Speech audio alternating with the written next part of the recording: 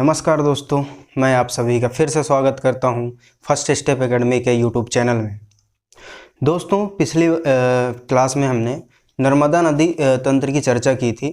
उसमें कुछ पॉइंट्स हो गए थे, जैसे उद्गम वगैरह और समापन, और कौन कौन से ज़िले से गुजरती है नर्मदा नदी के किनारे, कौन कौन से शहर अवस्थित हैं, इनकी चर्चा हमने कर ली थी।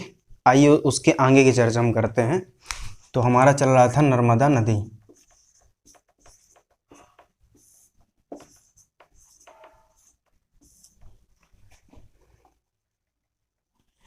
और आप सभी से एक निवेदन था कि आप सभी जो है वीडियो को अंत तक ज़रूर देखा करें, ताकि जो भी मेरे द्वारा कंटेंट तैयार किया जाता है वो आप लोगों के लिए मददगार साबित हो सके, है ना, आपको सही सलामत डिलीवर्ड हो जाए। नर्मदा नदी, इसमें हमने पिछली क्लास में कुछ चर्चा कर ली थी। शेष चर्चा हम आज करते हैं। नर्मदा नदी पर स्थित प्रमुख जलप्रपात देख ले रहे हैं। जलप्रपात या वाटरफॉल, है ना।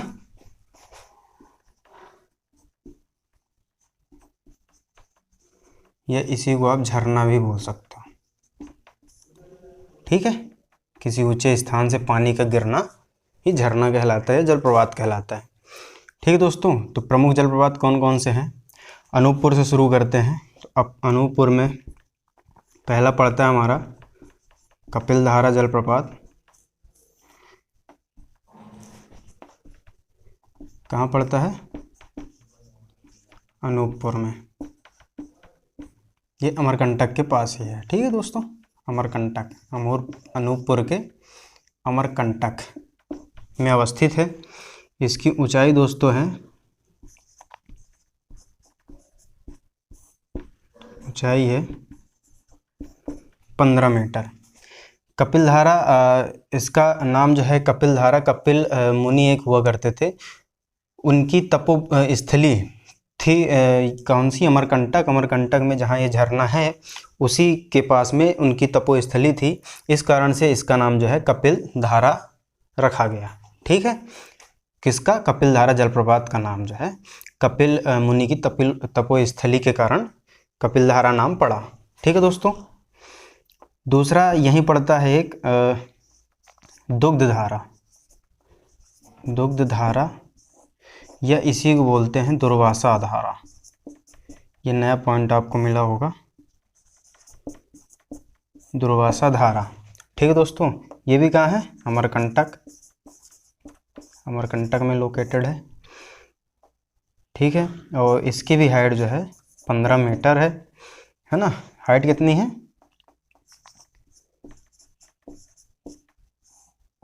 इसकी भी ऊंचाई जो है 15 मीटर है, ठीक है दोस्तों। नेक्स्ट है हमारा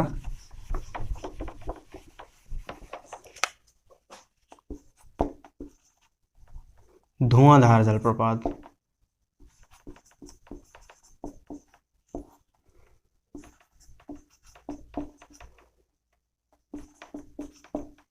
ये कहाँ स्थित है दोस्तों? तो ये स्थित है हमारा जबलपुर के भेड़ाघाट नामक स्थान पर। भेड़ाघाट नामक स्थान पर, ठीक है दोस्तों। कौन सा? धुआंधार जलप्रपात। इसकी हाइट दोस्तों 30 मीटर है, ठीक है। फिर अगला देखते हैं।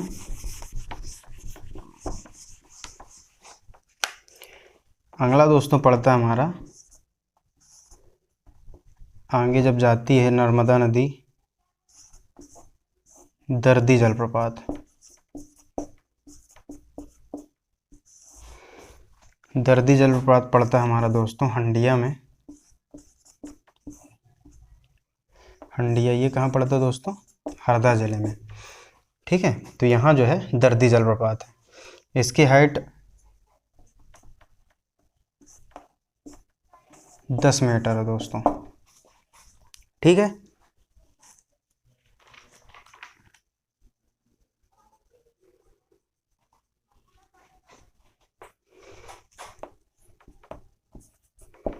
एक है मंदार या मानधार जलप्रपात ये कहाँ स्थित है?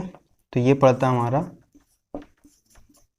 बड़वा, ये हमारा पड़ता है खरगोन में।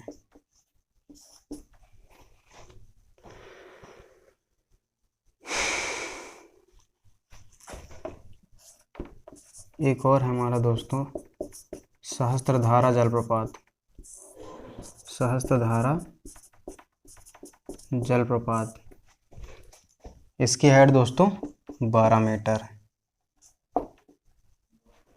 सॉरी इसकी 12 है, इसकी 10 है, 10 मीटर हाइट है ना। और सहस्त्रधारा की दोस्तों 8 मीटर इसकी हाइट है ना। और ये पड़ता है आपके महेश्वर खरगोन में।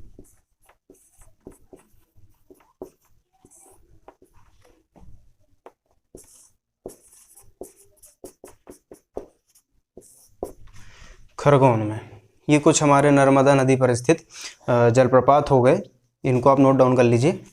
आगे बढ़ते हैं फिर।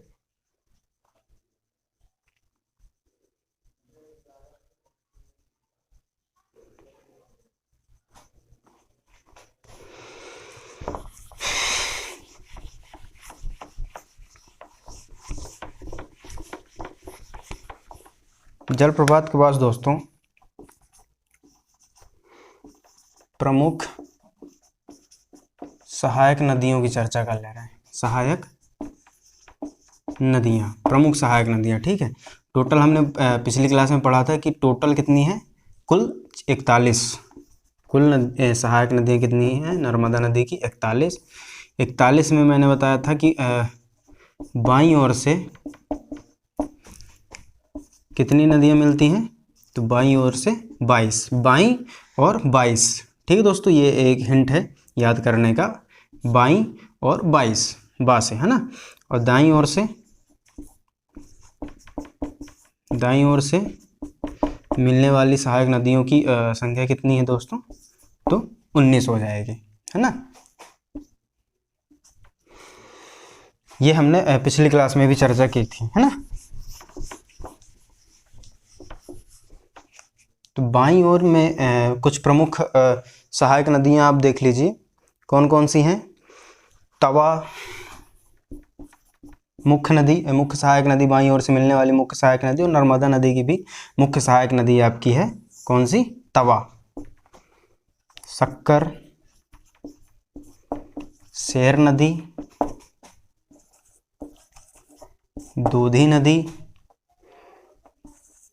संकरी नदी, एक बरनार नदी, एक गंजाल नदी, है ना।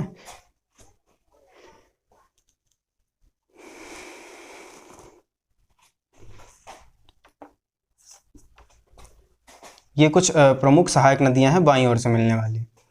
अब दाईं ओर से मिलने वाली कुछ सहायक नदियां देख ले रहे हैं। तो दाईं ओर से दोस्तों प्रमुख सहायक नदियां हैं आपकी कन्हार,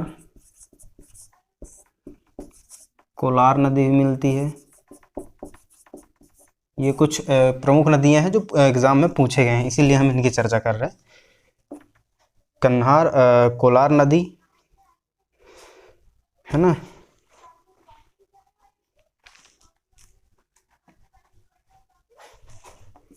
हथनी नदी आपने सुना होगा, हिरण नदी आपने सुना होगा, है ना। और आपकी चोरल नदी और एक बारना नदी। ये कुछ प्रमुख सहायक नदियां हैं जिनकी हमने चर्चा की। तो कुल सहायक नदियां कितनी है, क्वेश्चन ऐसे निकलते हैं इसमें से कि कुल सहायक नदियां 41, नर्मदा नदी की कुल कितनी सहायक नदियां हैं, तो 41 हैं। ये भी क्वेश्चन बना सकता है कि बाईं ओर से कितनी सहायक नदियां मिलती हैं, तो मिलने वाली नदियों की संख्या या नर्मदा नदी की बाईं ओर की सहायक नदियों की संख्या कितनी है, तो हमारी 22 बताएंगे, है ना। दाईं ओर से पूछता है तो आप 19 बताओगे। बाईं ओर में कुछ जब आप मेंस लिखोगे तो यदि मान लीजिए आ गया सहायक नदियों के ऊपर क्वेश्चन, तो आप कुछ एग्जाम्पल्स दे सकते हो, जैसे तवा, शक्कर, शेर, दूधी, बरनार और गंजाल। ये प्रमुख जो है बाईं ओर से मिलने वाली सहायक नदियां हैं। और दाईं ओर से मिलने वाली कन्हार, कोलार, हथनी, हिरण, चोरल, बनराल, बारना, है ना, और एक तिंदोनी नदी करके ही, तिंदोनी नदी। ठीक है दोस्तों, ये भी आपका कहाँ दाईं ओर से मिलती है। तो ये कुछ प्रमुख सहायक नदियां हो गई जिनकी हमने चर्चा की।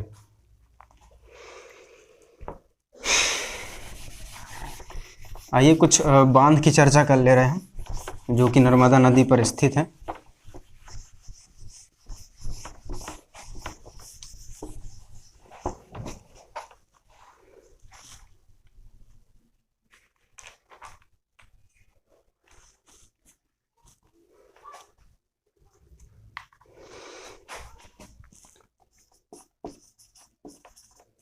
प्रमुख बांध, प्रमुख बांध कौन कौन से हैं दोस्तों? एक तो हो गया आपका सरदार सरोवर बांध। 1 मिनट।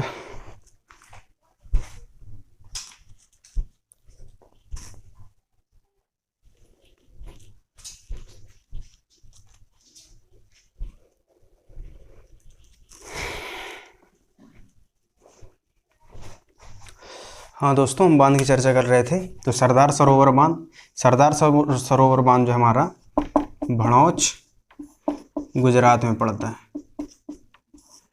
ठीक है दोस्तों, ये प्रमुख बांध है। तो इसकी विस्तृत चर्चा हम सिंचाई एवं नदी घाटी परियोजनाएं, जो अगला चैप्टर है हमारा, अगला टॉपिक है, उस पर चर्चा करेंगे विस्तृत रूप से। आप इतना देख लीजिए कि कौन कौन से बांध जो है नर्मदा नदी पर अवस्थित है, प्रमुख प्रमुख।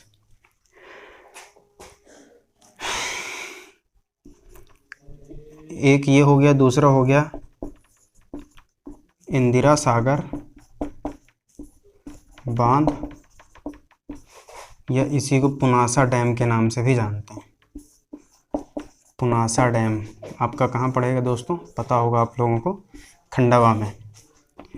एक पड़ता है दोस्तों हमारा बरगी बांध, ये बरगी डैम सभी को पता है दोस्तों, कहाँ है अवस्थित है? जबलपुर में, है ना। और एक है दोस्तों आपका महेश्वर बांध, महेश्वर बांध। ऑब्वियस सी बात, महेश्वर कहाँ है दोस्तों? खरगोन जिले में है, तो खरगोन में होगा। एक है दोस्तों ओमकारेश्वर बांध, ओमकारेश्वर बांध, ये कहाँ दोस्तों? ओमकारेश्वर आपका खंडवा में स्थित है। तो ये कुछ इम्पोर्टेंट बांध है, इनकी विस्तृत चर्चा हम आगे जो अगला चैप्टर रहेगा हमारा सिंचाई एवं नदी घाटी परियोजनाएं, उनमें हम विस्तृत रूप से चर्चा करेंगे कि कौन से बांध में कौन सी नदी घाटी परियोजना और कितना विद्युत का उत्पादन होता है, कितनी यूनिट, है ना। आप अभी यहाँ इतना ध्यान रखिए कि इतने इतने डैम हैं, प्रमुख डैम ये है और इस स्थान पर अवस्थित हैं। ठीक है दोस्तों,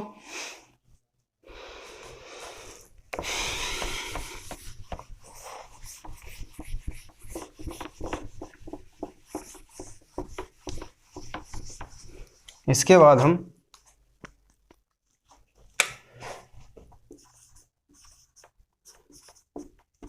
एक यात्रा प्रारंभ की गई थी मध्य प्रदेश सरकार द्वारा, नमामि देवी नर्मदे।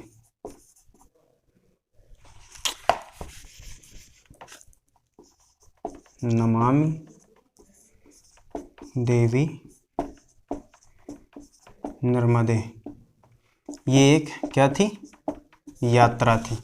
ठीक है दोस्तों, किस लिए यात्रा चली थी ये? तो नर्मदा नदी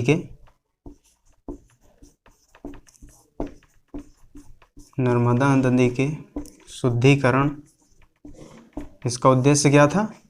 शुद्धिकरण एवं संरक्षण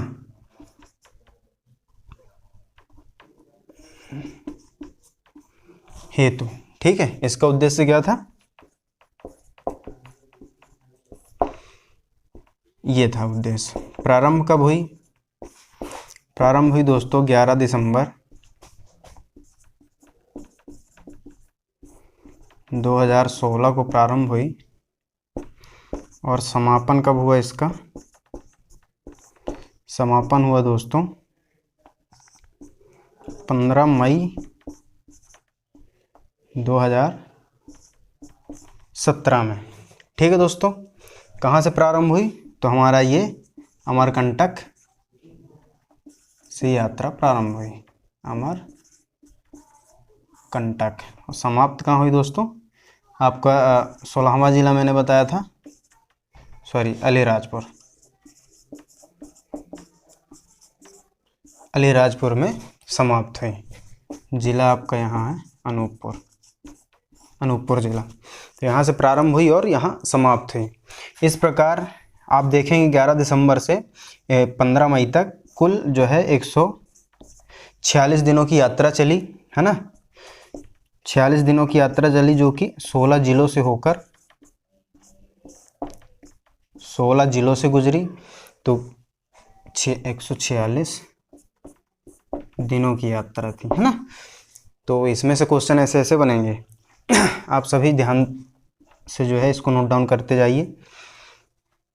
16 जिलों से गुजरी, और दूरी इसकी आप बता सकते हो कितनी दूरी तय की इस यात्रा ने? तो दूरी तय की 3350 किलोमीटर। ठीक है दोस्तों। तो नमामि देवी नर्मदा क्या था? नमामि देवी नर्मदे एक यात्रा थी। उसका उद्देश्य क्या था? नर्मदा नदी के शुद्धिकरण एवं संरक्षण करना, है ना। करने के उद्देश्य से जो है यह यात्रा प्रारंभ की गई। कब प्रारंभ की गई? तो आपका 11 दिसंबर 2016 में बताओगे। कहाँ से प्रारंभ की गई? अमरकंटक अनूपपुर से। ठीक है। इसका समापन कब हुआ? 15 मई 2017 को। कहाँ? अलीराजपुर, आपका 16वां जिला मैंने बताया था, है ना। कुल कितने जिले? इस प्रकार जो है 16 जिलों से यात्रा गुजरी, और कितने दिन लगे टोटल इस यात्रा में? तो 146 दिन लगे। इस यात्रा ने जो है कितनी दूरी तय की? तो आप बताओगे 3350 किलोमीटर इसने दूरी तय की। ठीक है दोस्तों, ये हुआ आपका नमामि देवी नर्मदे एक यात्रा, जो कि मध्य प्रदेश सरकार द्वारा शुरुआत की गई थी इसकी।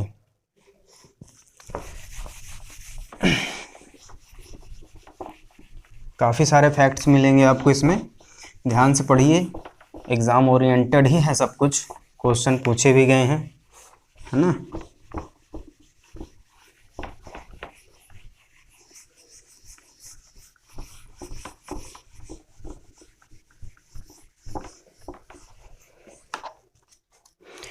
एक आंदोलन आप लोगों ने सुना होगा, नर्मदा बचाओ आंदोलन।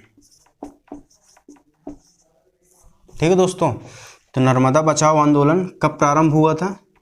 आप बताओगे 1985 में। मतलब प्रारंभ कब हुआ? 1985 में। ठीक है दोस्तों, था क्या ये? तो नर्मदा बचाओ आंदोलन था दोस्तों।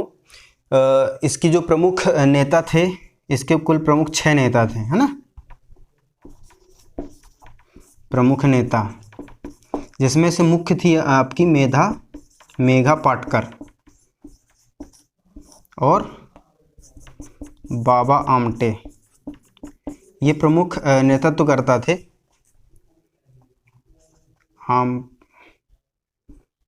बाबा आमटे।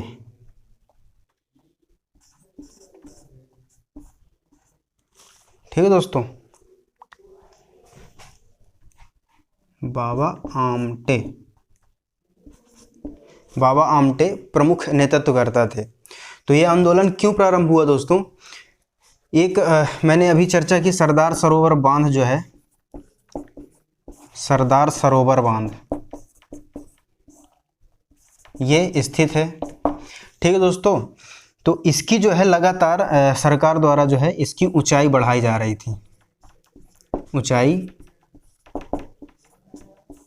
बढ़ाने का प्रस्ताव लाई सरकार ने, हमारे प्रस्ताव लाई, जिसके विरोध में जो है मेधा पाटकर ने आवाज़ उठाई। मेधा पाटकर और बाबा आमटे सहित अन्य जो 6 प्रमुख नेता थे, उन्होंने आवाज़ उठाई। क्यों आवाज़ उठाई? क्योंकि जो सरदार सरोवर बांध का जो पीछे का क्षेत्र था, जैसे हमारे अलीराजपुर और बड़वानी और ये सब ज़िले थे, तो वहाँ की जो अनुसूचित जनजातियाँ थी, प्रमुख रूप से आदिवासियों के मतलब जो घर ना उजड़े, है ना, उनके संरक्षण हेतु जो है आवाज़ उठाई गई। इस वजह से मतलब वो डूब क्षेत्र में आ रहा था, है ना। यदि सरदार सरोवर बांध की ऊंचाई और बढ़ा दी जाए तो अब अभी जो वर्तमान में अलीराजपुर के कुछ गांव हैं, वो काफ़ी गांव जो है डूब क्षेत्र में आ जाएंगे, है ना, जिससे उनका जीवन अस्त व्यस्त हो जाएगा और उनके मतलब विस्थापन की व्यवस्था जो है सरकार द्वारा उचित माध्यम से नहीं की जाती है या संतोषजनक।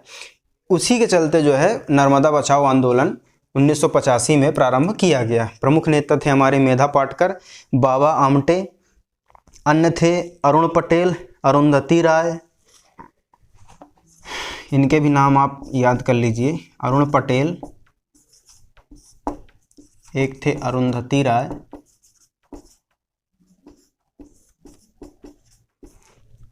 बाबा आमटे और एक थे सवाना आजमी,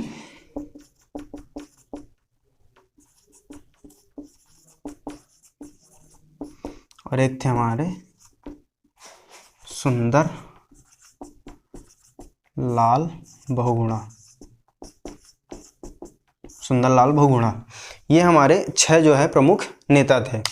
ठीक है, ये रहा हमारा नर्मदा बचाओ आंदोलन।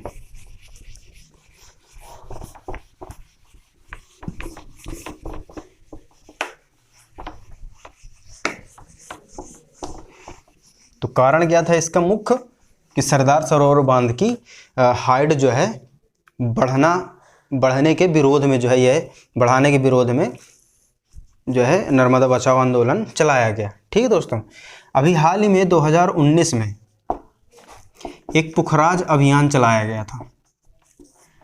पुखराज अभियान, ये क्या था दोस्तों? तो ये था हमारा नर्मदा नदी प्लस जो इसकी सहायक नदियां हैं, सहायक नदियों से अवैध रेत उत्खनन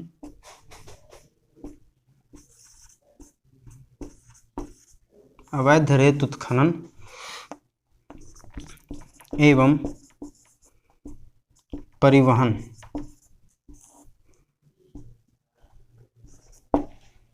को रोकना।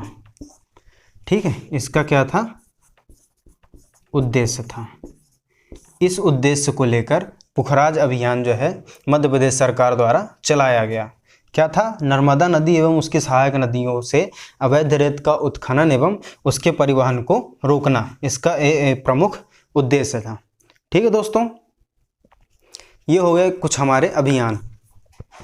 अब आइए कुछ अन्य महत्वपूर्ण फैक्ट्स जो है बिंदुवार जो है हम उनकी चर्चा कर रहे हैं। पॉइंट वार आप नोट डाउन करते जाइएगा साथ के साथ। दोस्तों, एक भड़ौच नामक स्थान पर ही भड़ौच बंदरगाह स्थित है। ठीक है दोस्तों, कहाँ स्थित है? आपका समुद्री मिलन बिंदु। किसका समुद्री मिलन बिंदु? नर्मदा नदी का। ठीक है, तो नर्मदा नदी का समुद्री मिलन बिंदु क्या था? खंभात की खाड़ी या कैम्बे की खाड़ी। मैंने एक और नाम बताया था इसका, खंभात की खाड़ी प्लस आपका भड़ौच जो कि गुजरात में पड़ता है के बीच जो है ये बंदरगाह अवस्थित है। ठीक है, तो एक पॉइंट रखिएगा कि एकमात्र बंदरगाह है ना, नर्मदा नदी के अंतिम बिंदु पर स्थित एकमात्र बंदरगाह कौन सा है? भड़ौच बंदरगाह। नोट डाउन कर लीजिएगा, पूछ सकता है क्वेश्चन। फिर एक मध्य प्रदेश सरकार द्वारा जो है नर्मदा घाटी के विकास के लिए नर्मदा घाटी विकास प्राधिकरण की स्थापना की गई। स्थापना कब की गई, ये क्वेश्चन पॉइंट ये है 1985 में की गई। ठीक है दोस्तों। फिर एक क्वेश्चन है, एक फैक्ट है, नर्मदा घाटी के सर्वेक्षणकर्ता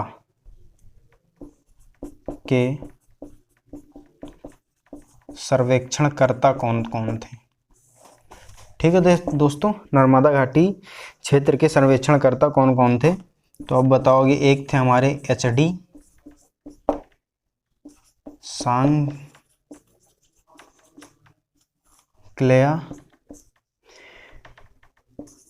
मैक्राउन, ठीक है दोस्तों, और एक थे हमारे RB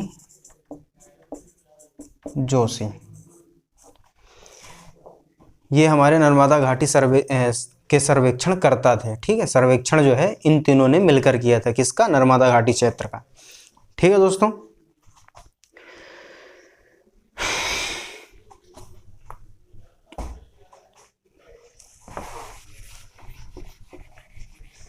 अगला पॉइंट है हमारा, आपने सुना होगा कि नर्मदा नदी घाटी क्षेत्र पर ही जो है एक मानव खोपड़ी मिली है ना, प्राचीन मानव खोपड़ी, जिसे नर्मदा पुरुष के नाम से भी जाना जाता है। तो कहाँ मिली है और किसने उसकी खोज की है, उसकी हम चर्चा कर ले रहे हैं। तो ये पॉइंट है आपका नर्मदा नदी घाटी क्षेत्र। नर्मदा नदी घाटी क्षेत्र में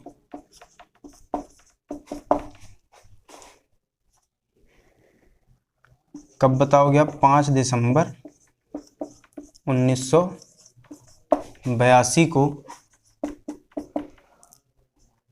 हमारे एक भूगर्भ शास्त्री हुए, सोनकिया साहब। कौन थे, भूगर्भ शास्त्री अरुण सोनकिया।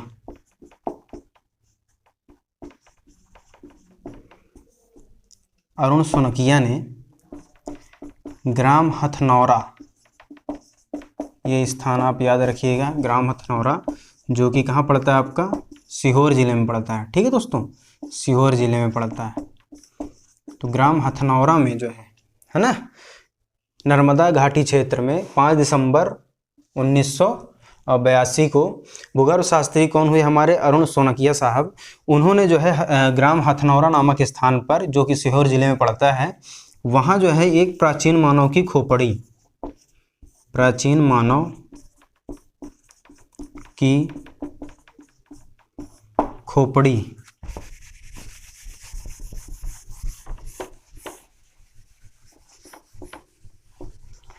प्राचीन मानव की खोपड़ी की खोज की। ठीक है दोस्तों, इसी प्राचीन मानव खोपड़ी को नर्मदा पुरुष के नाम से जाना जाता है। नर्मदा पुरुष, मानव खोपड़ी को किस नाम से जाना जाता है, नर्मदा पुरुष के नाम से जाना जाता है। ठीक है दोस्तों। तो फैक्ट क्या है हमारा, कि नर्मदा घाटी क्षेत्र में 5 दिसंबर 1982 को एक भूगर्भ शास्त्री हुए अरुण सोनकिया साहब, इन्होंने जो है ग्राम हथनौरा और सीहोर जिले में जो कि पड़ता है, तो उस ग्राम हथनौरा नामक स्थान में प्राचीन मानव की खोपड़ी, एक प्राचीन मानव की खोपड़ी की खोज की है ना, जिसे नर्मदा पुरुष के नाम से जाना जाता है। तो कब खोज की, 5 दिसंबर 1982 को, है ना, ये आप याद रखिएगा। फिर अगला पॉइंट है हमारा, इसी से संबंधित है थोड़ा सा, कि 3 मई 2017 को सुप्रीम कोर्ट द्वारा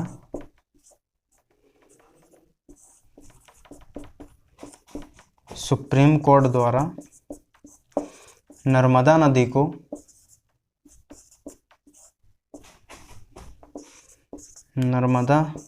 को क्या बोला, एक जीवित मानव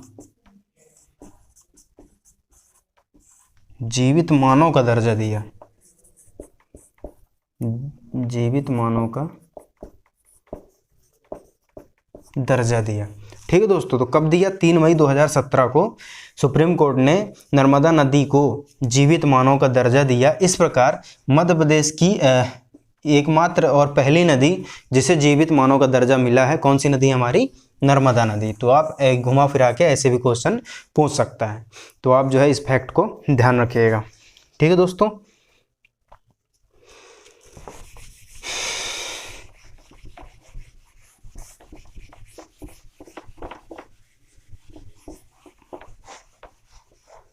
अगला फैक्ट है हमारा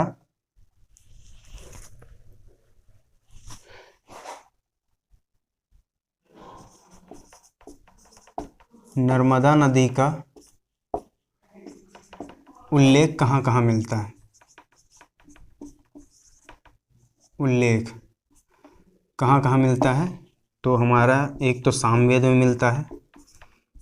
ठीक है दोस्तों, सामवेद के साथ स्कंद पुराण के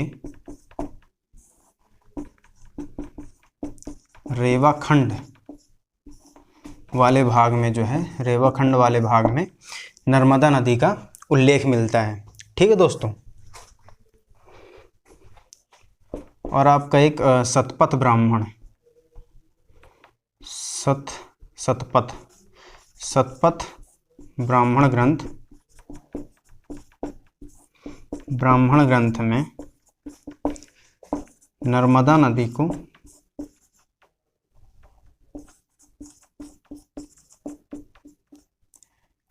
नदी का उल्लेख जो है रेवोत्तर नाम से हुआ है, रेवोत्तर नाम से किया गया है। नर्मदा नदी का उल्लेख रेवोत्तर नाम से किया गया है। तो रेवोत्तर नाम मिलता है, ठीक है, किसमें? शतपथ ब्राह्मण में।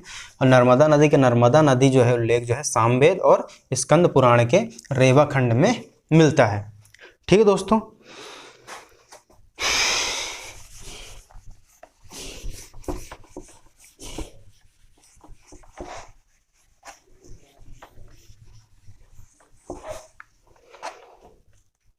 एक और क्वेश्चन है आपका, नर्मदा घाटी क्षेत्र, साथ के साथ आप सभी नोट डाउन करते जाइएगा, बहुत ही इंपॉर्टेंट फैक्ट है। नर्मदा घाटी क्षेत्रांतर्गत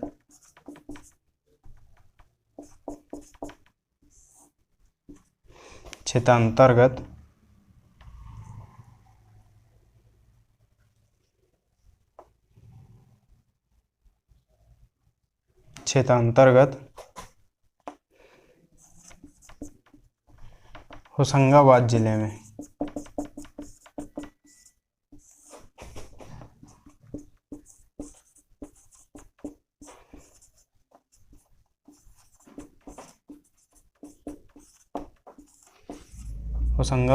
में स्थित आदमगढ़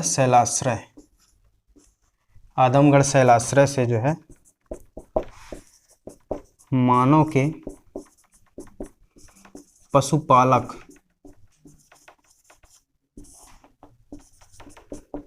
होने के साक्ष्य मिले, पशुपालक होने के साक्ष्य मिले हैं। ठीक है दोस्तों, कैसे साक्ष्य मिले हैं? तो मानव के साथ जो है,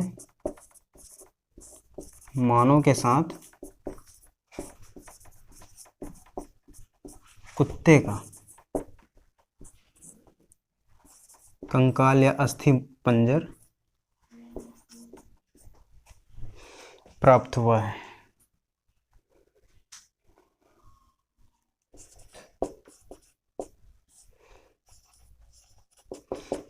है। इससे यह अनुमान लगाया जाता है कि नर्मदा घाटी क्षेत्र अंतर्गत होशंगाबाद जिले में जो है आदमगढ़ शैलाश्रय है, वहाँ पर जो है मानव के साथ कुत्ते के कंकाल प्राप्त हुए हैं, है ना।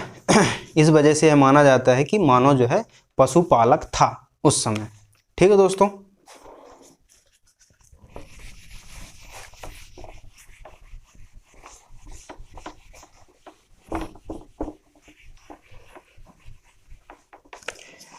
एक फैक्ट है हमारा, जबलपुर में स्थित लम्हेटा की पहाड़ियों से, ये भी नर्मदा घाटी क्षेत्र अंतर्गत में ही आता है ना। पहाड़ी या पहाड़ियों से जो है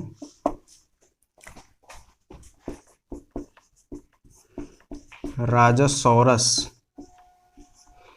जो कि एक क्या थी, मांसाहारी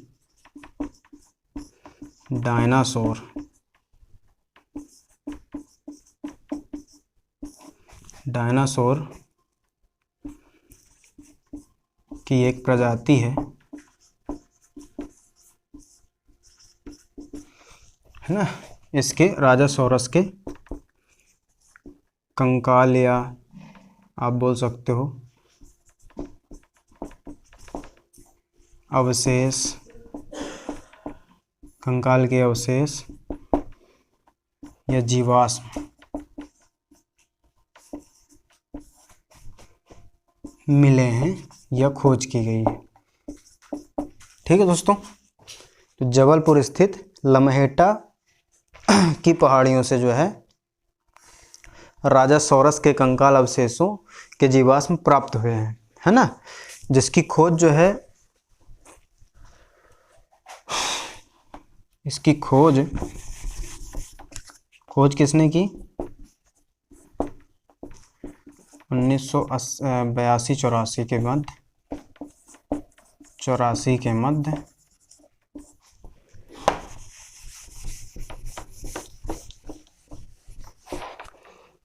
आपके सुरेश श्रीवास्तव जी हुए। सुरेश श्रीवास्तव जी ने इसकी खोज की।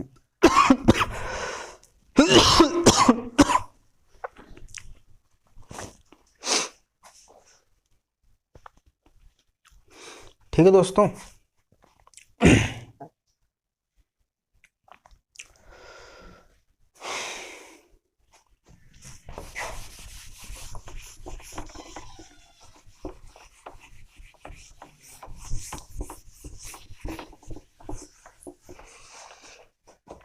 अगला फैक्ट लिख लीजिए आप, नर्मदा नदी को जो है नदियों का मायका कहा जाता था, या कहा जाता है।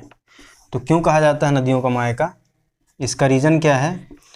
तो नर्मदा नदी में स्थित मतलब मध्य प्रदेश में स्थित, मध्य प्रदेश को जो है नदियों का मायका कहा जाता है। क्यों कहा जाता है, तो आप याद रखिएगा कि विंध्याचल, मध्य प्रदेश में स्थित विंध्याचल पर्वत श्रेणी,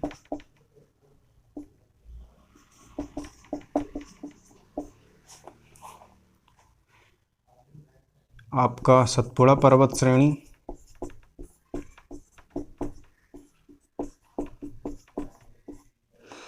आपका मैकाल पर्वत श्रेणी,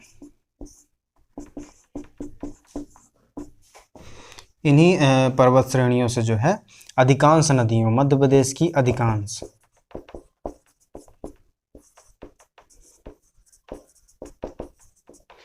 अधिकांश नदियों का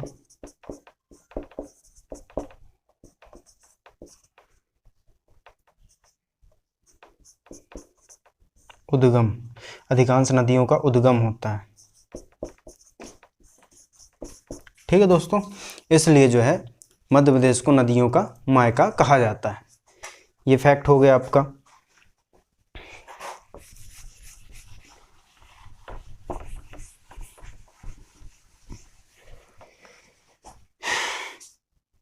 एक फैक्ट दोस्तों,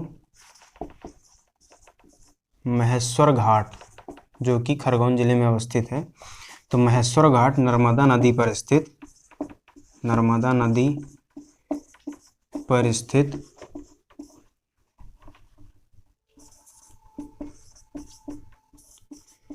सबसे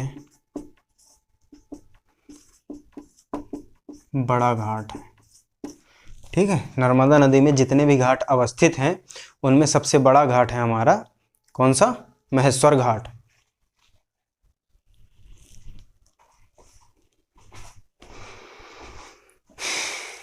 महेश्वर घाट नर्मदा नदी पर स्थित सबसे बड़ा घाट है।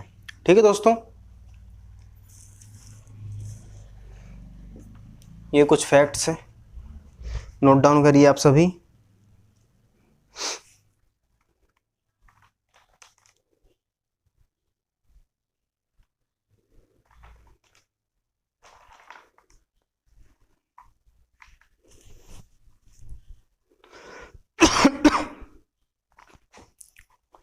ठीक है, एक पॉइंट है मध्य प्रदेश की जो है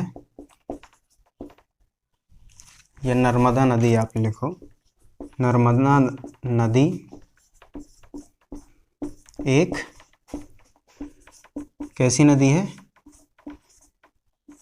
प्रायद्वीपीय नदी है।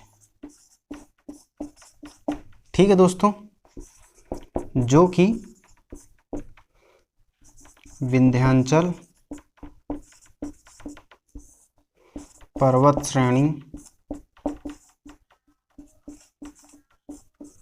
और सतपुड़ा पर्वत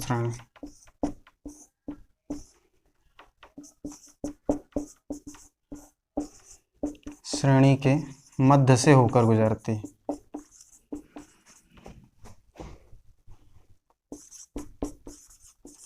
मध्य से होकर गुजरती है या बहती है।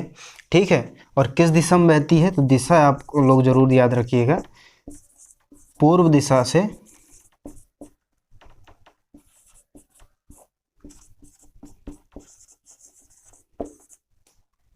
पश्चिम दिशा की ओर।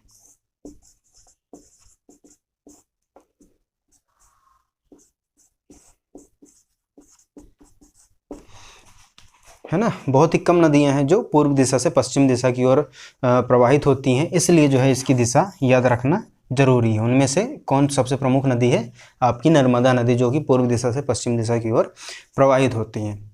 ठीक है दोस्तों, और नर्मदा नदी कैसी नदी है? एक प्रायद्वीपीय नदी है। और मध्य प्रदेश की अधिकांश नदियां जो है प्रायद्वीपीय नदियां ही हैं, मतलब प्रायद्वीपीय नदियों में ही उन्हें काउंट किया जाता है, मध्य प्रदेश की अधिकांश नदियों को।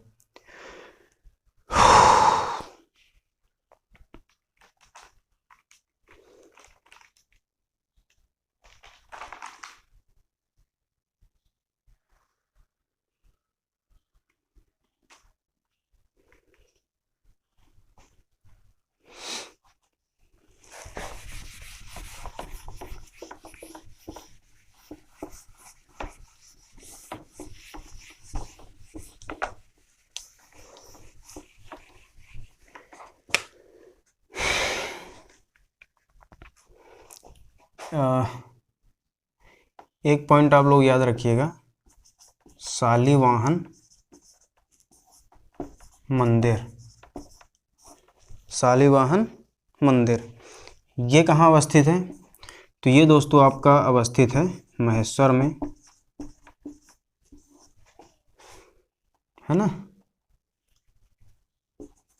स्थिति या कहाँ अवस्थित है? महेश्वर में, नर्मदा घाटी क्षेत्र में।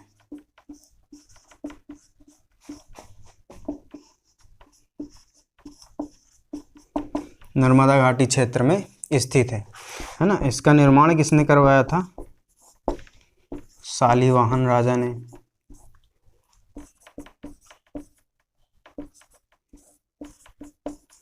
शालीवाहन राजा कहाँ के थे? ऑब्वियस सी बात है महेश्वर के होंगे, है ना। तो इसका निर्माण जो है शालीवाहन राजा ने करवाया था। नर्मदा नदी के कहाँ स्थित है? महेश्वर में, नर्मदा नदी के मध्य में स्थित है ना, नर्मदा घाटी क्षेत्र में। ये यूँ कहें आप, नर्मदा नदी के मध्य में लिख लो, ये ज़्यादा सटीक आंसर है। ठीक है। तो एक पॉइंट ये है इसका मेन पॉइंट कि शालिवाहन मंदिर जो कि नर्मदा महेश्वर में नर्मदा नदी के मध्य में अवस्थित है, जिसका निर्माण जो है शालिवाहन राजाओं ने करवाया था, राजा ने करवाया था, है ना। तो इसे जो है वहाँ के जो क्षेत्रीय लोग हैं, क्षेत्रीय लोग स्वर्ण मंदिर के नाम से जानते हैं, स्वर्ण मंदिर के नाम से जानते हैं या पुकारते हैं, है ना। किस नाम से? स्वर्ण मंदिर के नाम से। तो ये जो है ये याद करने लायक फैक्ट है ना, परीक्षा की दृष्टि से।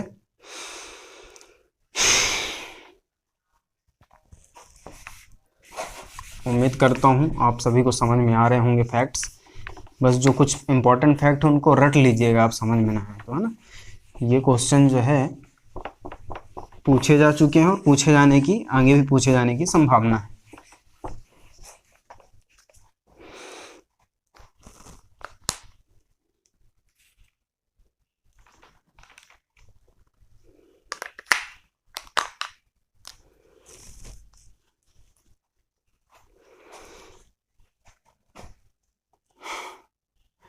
अब आइए दोस्तों, एक जबलपुर से संबंधित फैक्ट है, जबलपुर ज़िले से संबंधित।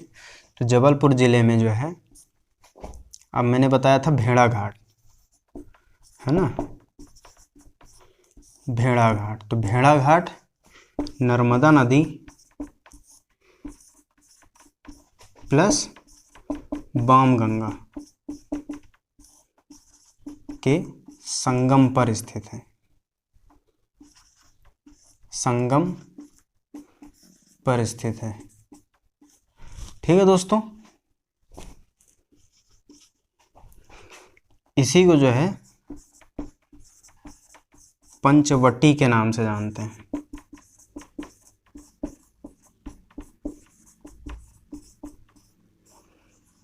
पंचवटी के नाम से जानते हैं। ठीक है दोस्तों, यही मैंने बताया अभी। कौन सा जलप्रपात है? धुआंधार जलप्रपात अवस्थित है, धुआंधार जलप्रपात। ठीक है दोस्तों, यहीं में एक और स्थान अवस्थित है जिसे बंदर कूदनी के नाम से जानते हैं। मतलब यही जो भेड़ाघाट जहाँ धुआंधार जलप्रपात अवस्थित है, उसी क्षेत्र को लगभग बंदर कूदनी के नाम से जाना जाता है। ठीक है दोस्तों, बंदर कूदनी नामक स्थान के नाम से भी जाना जाता है।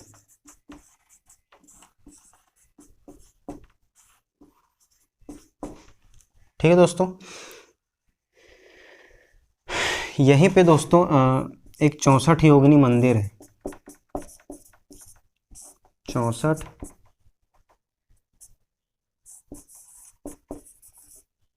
दो तीन जगह है, खजुराहो में भी है और 64 योगिनी मंदिर आपका एक मुरैना में भी पड़ता है ना। 3 जगह मध्य प्रदेश में। तो 64 योगिनी मंदिर एक जबलपुर भेड़ाघाट में 64 योगिनी मंदिर है। 64 योगिनी मंदिर यहाँ जो है, यहाँ की एक विशेषता है कि यहाँ जो है जितनी मूर्तियाँ 64 मूर्तियाँ 64 की 64 जो है खंडित मूर्तियाँ हैं, खंडित मूर्तियाँ हैं। ठीक है दोस्तों, वैसे खंडित करवाया किसने था? तो इसे दोस्तों खंडित करवाया था औरंगजेब ने।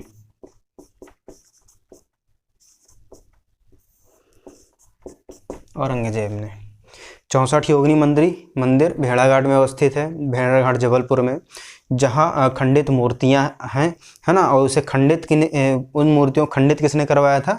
तो औरंगजेब शासक ने करवाया था। ठीक है दोस्तों, मुगल शासक हुआ एक औरंगजेब, उसने जो है 64 योगिनी मंदिर की समस्त मूर्तियों को खंडित करवाया था।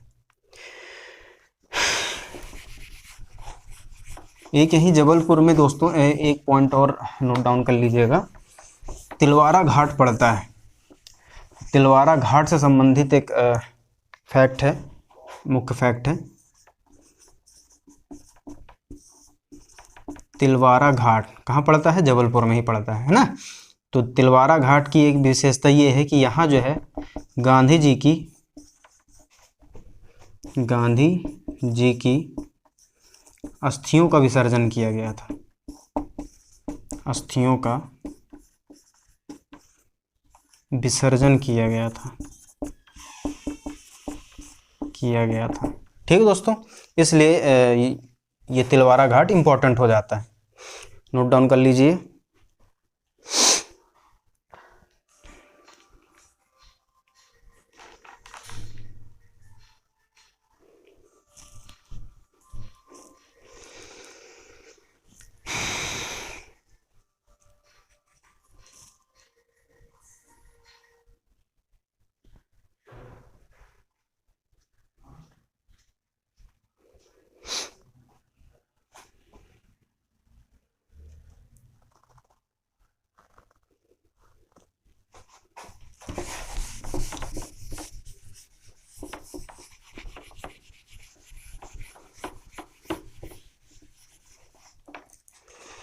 वही आते हैं देवास जिला।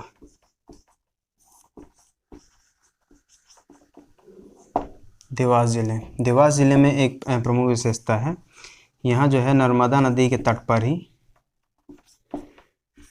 सीता माता, देवास जिले में जो है नर्मदा नदी के तट पर सीता माता का मंदिर है।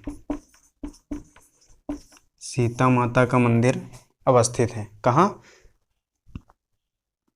नर्मदा नदी के तट पर देवास जिले में सीता माता का मंदिर है, या प्राचीन मंदिर है, ऐसा बोल सकते हो आप इसको,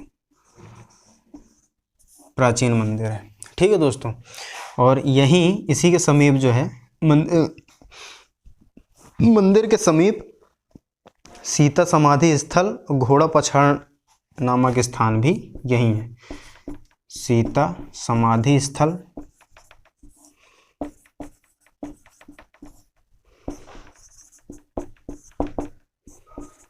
घोड़ा पछाड़ स्थल है ना, यही देवास जिले में ही सीता माता मंदिर के समीप जो है आपका सीता समाधि स्थल व घोड़ा पछाड़ नामक स्थान स्थित है ना। इसी के पास में ही पांडुपुत्र भीम द्वारा निर्मित पांडुपुत्र भीम द्वारा निर्मित कवड़िया पहाड़ी स्थित है। ठीक है दोस्तों, पांडुपुत्र भीम द्वारा निर्मित जो है कवड़िया पहाड़ी या पहाड़ अवस्थित है ना। यहीं नर्मदा नदी के तट पर ही धर्मेश्वर महादेव का मंदिर,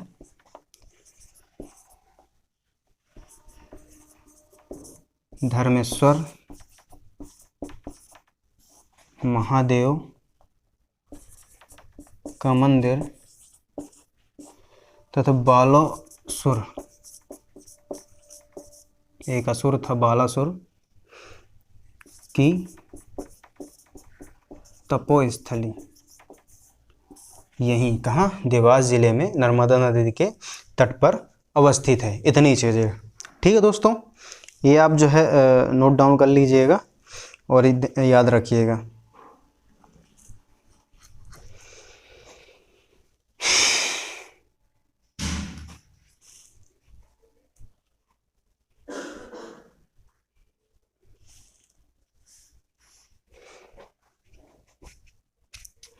देवास जिले में ही मैंने बताया था अभी दोस्तों नेमावर करके स्थान, नेमावर, यहाँ आपका सिद्धेश्वर मंदिर है, एक सिद्धेश्वर मंदिर है। ठीक है, जिस कारण इसे सिद्ध क्षेत्र के नाम से भी जाना जाता है, सिद्ध क्षेत्र। ठीक है, सिद्ध क्षेत्र के नाम से भी जाना जाता है। कहाँ? देवास जिले के नेमावर नामक स्थान में सिद्धेश्वर मंदिर है, नर्मदा नदी के तट पर ही, जिसे सिद्ध क्षेत्र के नाम से जाना जाता है। यहीं दोस्तों एक कुंड अवस्थित है जिसे नाभि कुंड कहा जाता है।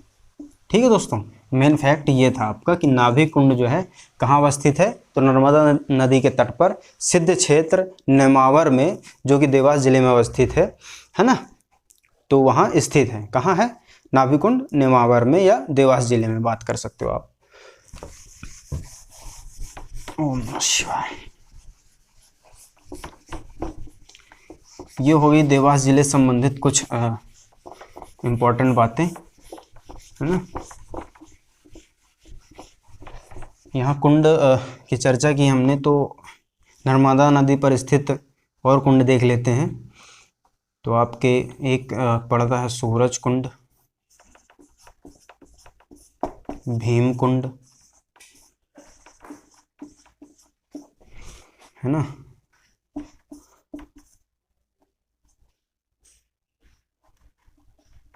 भीम कुंड, ब्राह्मण, भूत कुंड, एक पड़ता दोस्तों हमारा अर्जुन कुंड। ये हमारे पड़ते हैं दोस्तों नरसिंहपुर जिले में, ठीक है। नर्मदा नदी पर कौन कौन से, सूरज कुंड, भीम कुंड, भूत कुंड, अर्जुन कुंड नरसिंहपुर जिले में पड़ते हैं, है ना। और नरसिंहपुर जिले में ही एक घाट है हमारा बरमान घाट, बरमान घाट, ठीक है दोस्तों। यहाँ जो है जनवरी के माह में लगभग 15 दिन का मेला लगता है, 15 दिन का मेला लगता है, जिसे बरमान मेला के नाम से जाना जाता है, बरमान मेला के नाम से जाना जाता है। ये कुछ फैक्ट्स हो गए आपके नरसिंहपुर से संबंधित।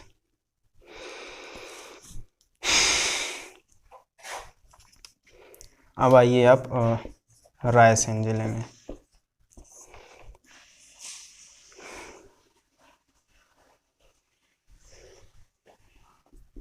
तो रायसेन जिले में दोस्तों पहला पॉइंट तो है नर्मदा नदी प्लस वारणा नदी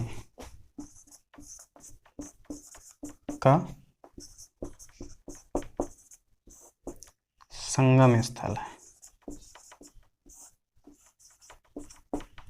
ठीक है। कहाँ, रायसेन में, है ना। रायसेन में नर्मदा नदी और वारणा नदी का संगम स्थल है, जो कि वारणा नदी मैंने सहायक नदी में बताया था कि ये जो है दाईं ओर से मिलने वाली प्रमुख सहायक नदी, ठीक है। दाईं और बाईं ओर आप लोग ध्यान रखिएगा, जैसे मैंने बताया ये पूरब से पश्चिम की ओर नर्मदा नदी बहती है, ठीक है। तो चूंकि ये इस ओर चल रही है, तो ऊपर से जो नदियाँ मिलेंगी, है ना, ये जो प्रमुख नदियाँ कुछ मिलेंगी ऐसे, तो ये दाहिना ओर कहलाएगा, है ना। इस ओर जा रही है मतलब इसका दाहिना ये और बायां ये, तो ये कुछ, और इधर से जो मिलेंगी, तो इधर से जो मिलने वाली नदियाँ हैं ये बाईं ओर कहलाएंगी, ठीक है, बाईं ओर से मिलने वाली, ध्यान रखिएगा आप लोग। और ये दाईं ओर से मिलने वाली, ठीक है दोस्तों। और यदि कोई नदी पश्चिम से पूरब की ओर बहती है, कहाँ से, पश्चिम से पूर्व की ओर,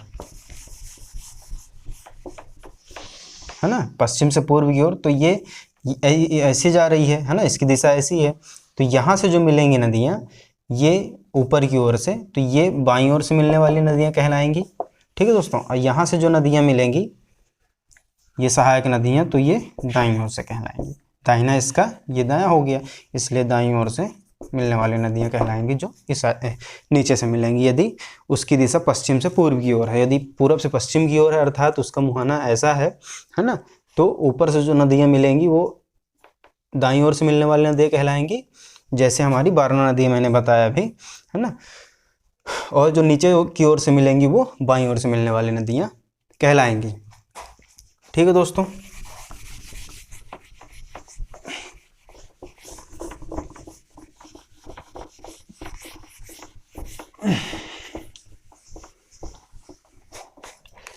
तो हमने रायसेन की चर्चा की, रायसेन जिला, है ना, इसमें मैंने बताया कि नर्मदा नदी और वारणा नदी का संगम जो है, संगम स्थल रायसेन में है ना। यही कुछ फैक्ट याद कर लीजिएगा आप लोग।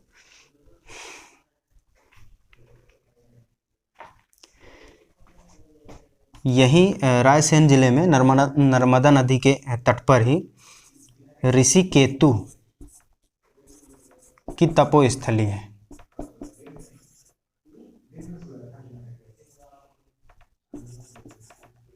तपोस्थली है जिसे किस नाम से जाना जाता है? केतु धाम के नाम से जाना जाता है। केतु धाम के नाम से जाना जाता है। नारद ऋषि की भी तपोस्थली है ना, जिसे नादरेश्वर धाम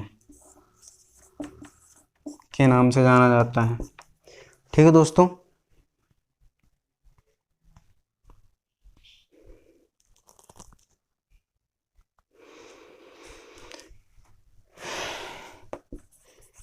यहीं पर भृगु ऋषि हुआ करते थे।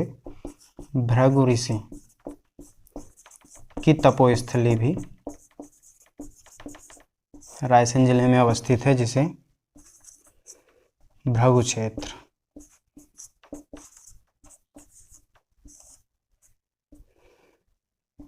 भृगु क्षेत्र के नाम से जाना जाता है। ठीक है, इसी के पास में ही आपका गणेश्वर तीर्थ, आप इसे तीर्थ भी बोल सकते हो। यहीं पे गणेश्वर तीर्थ भृगु क्षेत्र के पास ही गणेश्वर तीर्थ भी अवस्थित है। तो ये कुछ प्रमुख स्थल हैं जो कि नर्मदा नदी के तट पर कहाँ स्थित हैं? रायसेन में स्थित हैं, है ना। जनकेश्वर तीर्थ, मंगलेश्वर तीर्थ, कुछ अन्य हैं। जनकेश्वर तीर्थ,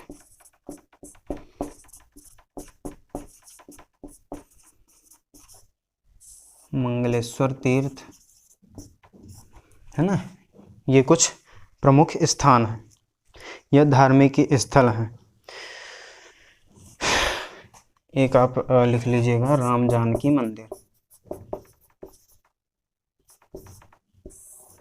राम जानकी मंदिर, ये कुछ प्रमुख धार्मिक स्थल जो कि नर्मदा नदी के तट पर अवस्थित हैं। किस जिले में? रायसेन जिले में। तो आप इनको नोट डाउन कर लीजिए।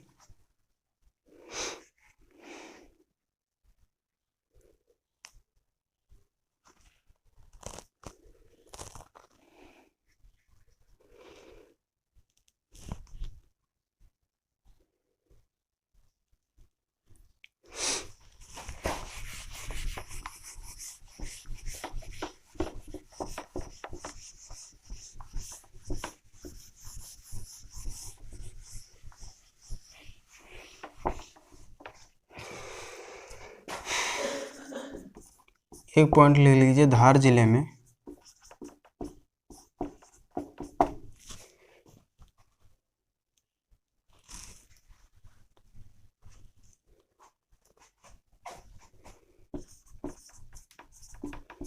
नर्मदा नदी के तट पर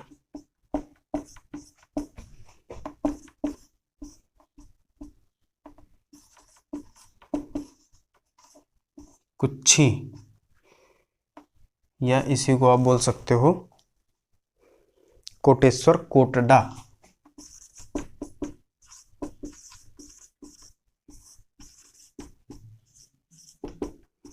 कोटडा नामक स्थान पर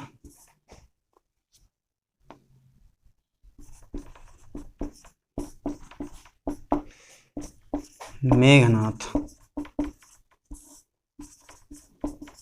की तपोस्थली है। कौन सा क्षेत्र है आपका? मेघनाथ की तपोस्थली। मेघनाथ की तपोस्थली आपका है कुच्छी नामक क्षेत्र, या कोटेश्वर कोटडा के नाम से जाना जाता है इसे। ठीक है दोस्तों, तो ये कुछ हमारे नर्मदा नदी से संबंधित अन्य इम्पॉर्टेंट फैक्ट हो गए, है ना। उम्मीद करता हूँ आप सभी को समझ में आया होगा। आज की क्लास यहीं तक रखते हैं। कल शुरू करेंगे हम लोग चंबल नदी, या अगले वीडियो में चंबल नदी तंत्र की चर्चा करेंगे, है ना। उम्मीद करता हूँ आप लोगों को वीडियो अच्छा लग रहा होगा, मेरा प्रयास अच्छा लग रहा होगा, है ना। तो आप सभी जो है वीडियो को लाइक करें, शेयर करें और चैनल को सब्सक्राइब करें, है ना। और कमेंट के माध्यम से हमें ज़रूर अवगत कराएं जो भी डाउट्स हों आपके, या जो भी अन्य क्वेरी भी हों। यदि इस टॉपिक से नहीं तो एमपी के किसी अन्य टॉपिक से भी आप क्वेरी कर सकते हो कमेंट के माध्यम से। ठीक है दोस्तों, नमस्कार, धन्यवाद।